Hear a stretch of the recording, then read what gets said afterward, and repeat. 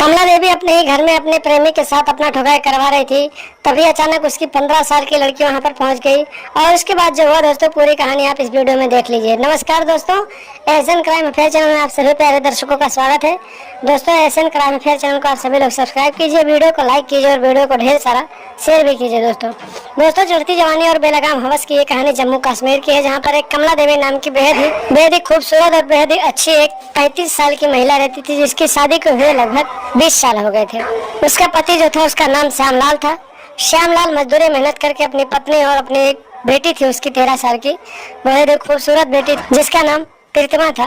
प्रीतमा और अपनी पत्नी का भरण पोषण करता था और मजदूरी करता रहता था। मजदूरी से जो पैसे मिलते थे वो अपने परिवार के खर्चे में लगाता था। इसी तरीके से दिन बीतते गए।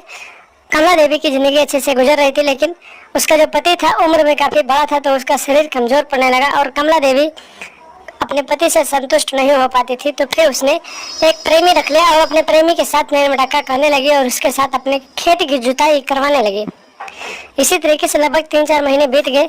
जब उसका पति काम करने के लिए बाहर चला जाता था और उसकी बेटी पढ़ने चली जाती थी, तो फिर वो कमला देवी अपने प्रेमी को अपने घर बुला लेती थी और फिर उसके साथ उसके घोड़े पर बैठकर घुड़सवारी करती थी। एक दिन की बात है, करीब दोपहर के 2 बज रहे थे। कमला देवी अपने घर में अपने प्रेमी के साथ उसके घोड़े पर बैठकर घुड़सवारी कर रही थी।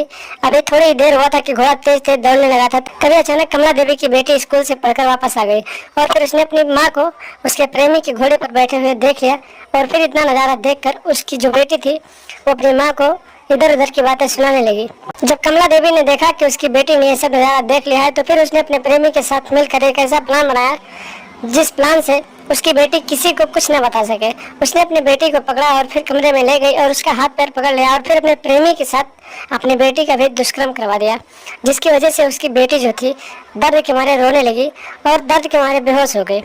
दोस्तों, जब वो बेहोश हो गई तो उसका प्रेमी जो था वहाँ से चला गया और फिर जब कुछ देर बाद होश में आई तो फिर उसने अपनी माँ से कहा कि तुम जो कर रहे हो गलत कर रहे हो, जिस दिन पापा को पता चलेगा तुम्हें घर से भगा देंगे। उसके बाद जो कमला देवी होती है कहती है कि अगर तुम मेरे बारे में अपने पापा से बताओगी तो फिर तुम्हारी जो हालत हुई है उसके बारे में पूरे गाँव वालों को बता दूंगी। इस तरह से माँ जो होती है अपने बेटी को ब्लैकमेल करती है और फिर उसे डरा धमका कर अपने प्रेमी के साथ अपना रिलेशनशिप चलाने लगती है। लेकिन एक दिन की बात है, काफी दिन बीत जाते हैं तो बेटी जो होती है अपने माँ के इस कारनामे से तंग आ जाती है और फिर वो ये कहानी जाकर अपने पिता को बता देती है।